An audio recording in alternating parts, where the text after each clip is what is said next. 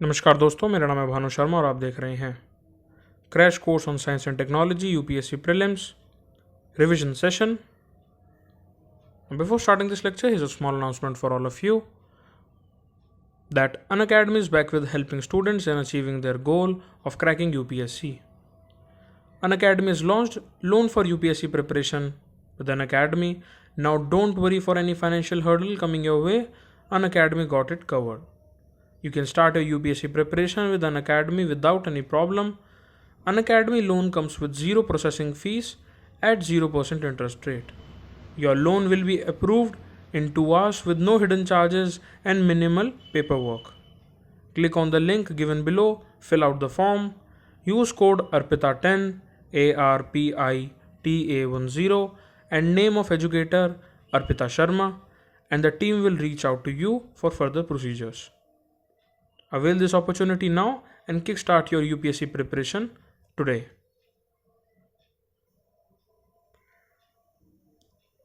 Now today we'll be talking about the space missions like OSIRIS-REx, Dragonfly mission and much more.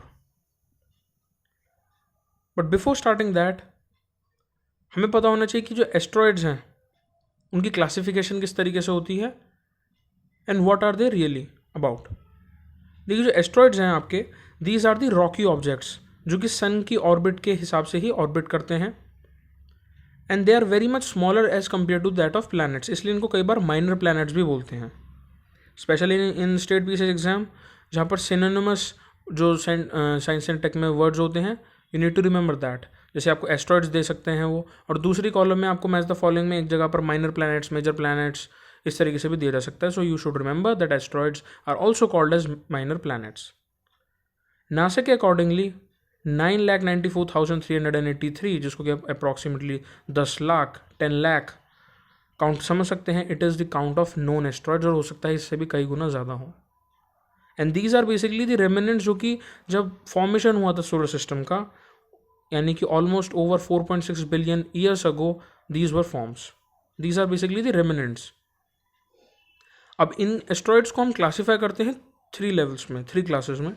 जो पहली class है वो है आपके मेन एस्ट्रॉयड्स, जो कि मेन आपकी एस्ट्रॉयड बेल्ट है जो कि मार्स और जुपिटर के बीच में है, वहाँ पर मिलते हैं, which is estimated to contain somewhere between 1.1 to 1.9 million asteroids. यानी कि मेजॉरिटी एस्ट्रॉयड्स आपके मेन एस्ट्रॉयड बेल्ट में मिलते हैं, जिनको कि हम बोलते हैं द क्लास 1 ऑफ एस्ट्रॉयड्स. अब अगर हम बात करते हैं सेकंड ग्रुप की या सेकंड क्लास की, it is the class of that of Trojans. अब जो ट्रोजन्स हैं, which are asteroids that share an orbit with a larger planet, जैसे कि जुपिटर हो गया. जुपिटर का जो और के अराउंड अगर हम बात करें, अगर उस पर ऑर्बिट कर रहा है कोई एस्ट्रॉयड, तो वो क्लास 2 में यानी कि सेकंड ग्रुप में आएगा, जिसको कि ट्रोजन्स कहते हैं. और third classification is the classification which is known as the near earth asteroids, जिसको कि NEA के नाम से भी जानते हैं, which have orbits that pass close by earth, और कुछ इतने क्लोज होते हैं कि वो अर्थ के एटमॉस्फेयर में भी आने की कोशिश करते हैं या उसे क्रॉस करते हैं. These are called as earth crossers. No very important term which is known as the potentially hazardous asteroids, PHs. ये रिसेंट डेवलपमेंट्स में भी है और ये कई बार पूछा भी जा चुका है. So should remember that potentially hazardous asteroids क्या चीज़ हैं. देखिए, आउट ऑफ 10,000 जितने भी एस्ट्रॉयड्स हैं, उनमें से ऑलमोस्ट अराउंड 1400 एस्ट्रॉयड्स जो हैं उनको हम PHs में कैटेगराइज करते हैं, जिनको कि कहते हैं पोटेंशियली हजार्डस एस्ट्रॉयड्स. ये वो एस्ट्रॉयड्स हैं जो कि अगर अप्रोच करते हैं अर्थ के सरफेस की तरफ, तो जो एनकाउंटर होगा हो सकता है वो काफ़ी डिस्ट्रक्टिव भी हो, थ्रेटनिंग भी हो. आपने कई बार साइंस फिक्शन मूवीज़ में ऐसा देखा होगा जहाँ पर बहुत बड़े बड़े ऑब्जेक्ट्स अर्थ के सरफेस में आते हैं, लेकिन फ्रिक्शन की वजह से वो डिस्ट्रॉय हो जाते हैं और वो अर्थ की सरफेस तक आते आते रुक जाते हैं, या वो हवा में ही डिस्ट्रॉय हो जाते हैं. लेकिन कई बार ऐसा भी हो सकता है कि जो डायमीटर है वो इतना ज़्यादा बड़ा हो इन माइनर प्लैनेट्स का, यानी कि इन एस्ट्रॉयड्स का, जिनको कि PHs कहते हैं, कि अगर वो अर्थ की सरफेस पर आएँ तो वो बहुत ज़्यादा थ्रेटनिंग क्लोज कॉन्टैक्ट करें, जिससे कि डिस्ट्रक्शन होने के भी आसार रहते हैं. Specifically all asteroids with in earth minimum orbit intersection distance, जिसको कि MOID कहते हैं, जो भी 0.05 AU या उससे कम होगा, उनको हम कंसिडर कर लेते हैं PHs की फॉर्म में. अब एस्ट्रॉयड्स का जो सिग्निफिकेंस है वो क्यों है with respect to the space programs, उसे आगे समझने के लिए हमें समझना होगा एस्ट्रॉयड बेनू को। देखिए बेनू एस्ट्रॉयड जो है it has been named after an Egyptian deity, और इसका अगर आप साइज़ की बात करेंगे it is as tall as the Empire State Building of the United States of America. ये बहुत ही पुराना और एक एंशियंट एस्ट्रॉयड है जो कि which is currently more than 200 million miles from earth, यानी कि अर्थ से काफ़ी दूर है ये अभी। And the asteroid was discovered by a team of the NASA funded Lincoln near earth asteroid research team in 1999। इस एस्ट्रॉयड को बी टाइप एस्ट्रॉयड बोलते हैं। अब ऐसा क्यों बोलते हैं? देखिए बी टाइप एस्ट्रॉयड्स का मतलब है ऐसे कोई भी एस्ट्रॉयड्स जिनके अंदर कार्बन की अमाउंट हो सिग्निफिकेंट और उनके अंदर अदर मिनरल्स भी हों। अगर कार्बन की अमाउंट होगी सो हाई कार्बन कंटेंट की वजह से होगा ये कि ये रिफ्लेक्ट बैक कर देंगे जो भी इनको लाइट हिट कर रही है, लेकिन ये काफ़ी कम होगा as compare to that of other planets. That is because of its high carbon content it reflects about 4% of the light that hits it, which is very low when compared with a planet like Venus, which reflects about 65% of the light that it hits, और अर्थ जो है वो 30% light को reflect back कर देता है। Almost 20 to 40% जो बीनू है एस्ट्रॉयड बीनू है उसके अंदर का जो इंटीरियर है it is empty space. And scientist ये बिलीव करते हैं कि it was found in the first 10 million years of the solar system formation, जिससे कि ये पता चलता है कि ऑलमोस्ट 4.5 बिलियन ईयर्स ओल्ड है, यानी कि बहुत ही एक एंशियंट एस्ट्रॉयड है ये Bennu. It is not something जो कि बहुत ही रिसेंट बना है। There is a slight possibility that Bennu which is classified as NEO near earth object ये अर्थ को स्ट्राइक करे in the next century between the years 2175 and 2199। इस चीज़ को इम्पोर्टेंस देते हुए ओसाइरिस रेक्स प्रोग्राम जो है जो स्पेस क्राफ्ट है वो नासा ने डिपार्ट करा है एस्ट्रॉयड बीनू से जो कि पहले था, and it started 2 years long back journey to earth. अब ओसाइरिस रेक्स जो है जैसे कि आप जो आपका डायग्राम है the previous one, let me show you that. इस डायग्राम में आप देख सकते हैं ओसाइरिस रेक्स स्पेस क्राफ्ट को। ओसाइरिस रेक्स नासा का ऐसा पहला मिशन है, it was the first mission to visit a near earth asteroid, और इसका जो सर्वे है वो रिवॉल्व करता है सरफेस के कलेक्शन के around.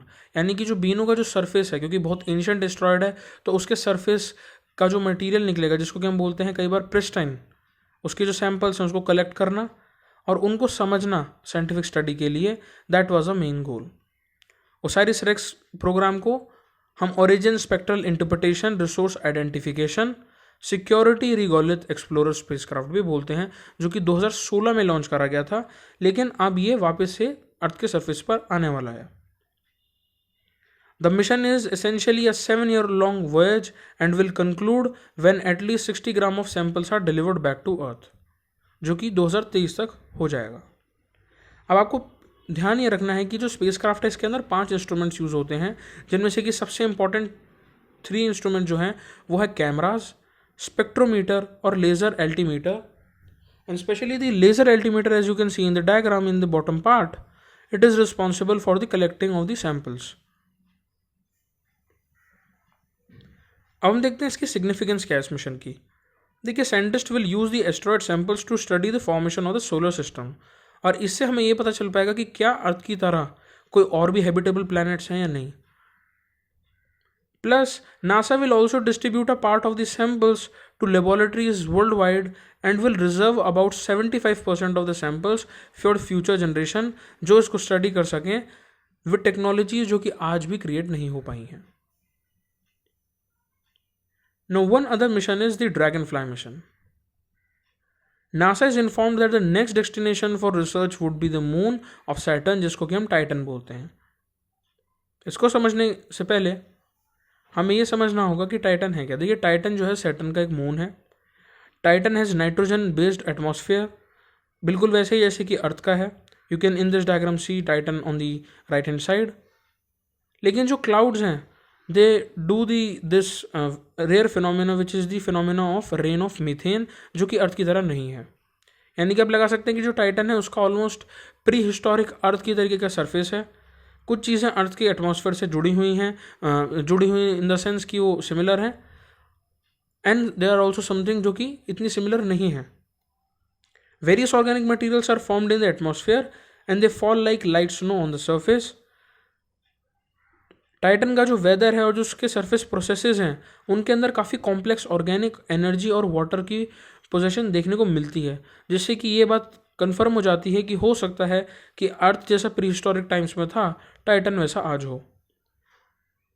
Titan is larger than the planet Mercury and is the second largest moon in our solar system, so you also need to remember this. And because of all these things it is very similar to that kind of a region जिसने कि धरती के ऊपर भी यानी कि अर्थ के ऊपर भी लाइफ को स्टार्ट करा. Titan as it orbits Saturn it is about 1.4 billion kilometres away from the sun. और सन से इतनी ज़्यादा दूरी होने के बावजूद अभी कह सकते हैं कि इसका जो सरफेस होगा वो भी इससे इन्फ्लुएंस्ड होगा, यानी कि जो इसका सरफेस टेम्परेचर है because it is so far from sun it is around -290 degrees Fahrenheit, जिसको कि कई बार -179 डिग्री सेल्सियस से भी आप समझ सकते हैं. और इसका जो सरफेस प्रेशर है वो ऑलमोस्ट अर्थ से 50% ज़्यादा है, जो कि काफ़ी ज़्यादा है. आप ऊपर के इमेज में देख सकते हैं, this is basically the surface of Titan and नीचे का जो आप डायग्राम देख रहे हैं ये है हमारा प्यारा अर्थ.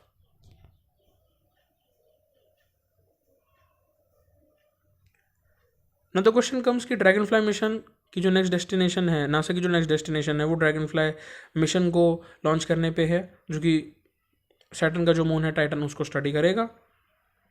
Dragon fly would be going to Titan in search of origins of life just like on earth on Titan. ये 2026 में यानी कि it will be launched in 2026. It would reach Saturn's moon in 2034, यानी कि आप लगा सकते हैं it is almost around almost 8 years. The spacecraft would travel to various locations on Titan and almost in 2.7 year baseline जो spacecraft Dragonfly है ये बहुत अलग अलग तरीके के environments, उनके organic dunes यानी कि जो organic पहाड़ हैं या फिर जो फ्लोर है उसको रिसर्च करेगा, उसको समझेगा इन सर्च ऑफ लिक्विड वाटर. आप देख सकते हैं पीछे जो आप इमेज देख रहे हैं, द पीछे जो सैंड ड्यून्स हैं these are also of Titan surface, और इसके ऊपर ये उड़ता हुआ होवरिंग एयरक्राफ्ट जो है ये आपका ड्रैगन फ्लाई है. Dragon fly is the first multi rotor vehicle for science on another planet phloem by NASA.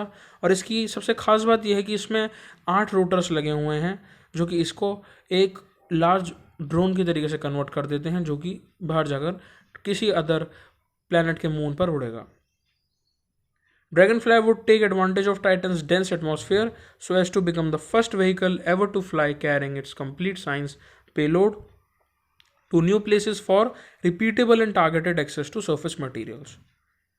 Now, the most important thing is कि आपको पता होना चाहिए from prelims perspective, factual based knowledge जो है that Dragonfly was selected as a part of the agency's New Frontiers program.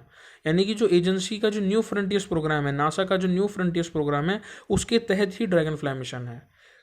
आपको हो सकता है ये बोल दिया जाए कि Dragonfly was selected as a part of NASA's, कोई भी आपको फ्रंटियर प्रोग्राम के अलावा कोई भी चीज़ दी जाती है तो वो ऑप्शन गलत है. No what are the significance of the mission. देखिए पहला सिग्निफिकेंस सबसे इंपॉर्टेंट है कि जो rotorcraft Dragonfly it would fly on various locations on Titan, और वो ढूंढेगा प्रीबायोटिक केमिकल प्रोसेसेस के लिए, क्योंकि अगर प्रीबायोटिक केमिकल प्रोसेसेस मिल जाते हैं उससे ये कंफर्म हो जाएगा कि there are similarities between earth and Titan. The second one is Titan पर लाइफ किस तरीके की है और उसका सरफेस कैसा है, और अगर उस पर हमें केमिकल प्रोसेसेस मिलते हैं, ऑर्गेनिक केमिकल प्रोसेसेस, तो हमें ये समझने में बहुत आसानी होगी कि जो लाइफ है अर्थ पे वो कैसे स्टार्ट हुई. एक तरीके से Titan is said to be closely related to the prehistoric earth. That is the reason कि अगर हम सैटर्न के इस मून की स्टडी करते हैं तो बहुत ज़्यादा बेनिफिट मिलेगा स्पेस एजेंसीज को भी, अर्थ के सरफेस को, अर्थ की पूरी प्री हिस्ट्री को जानने में भी, जिस पर कई बार ग्रे स्टेट में हम रहते हैं. No moreover such missions would also inform any dangers that are posed by the universe to the earth in the coming future as well.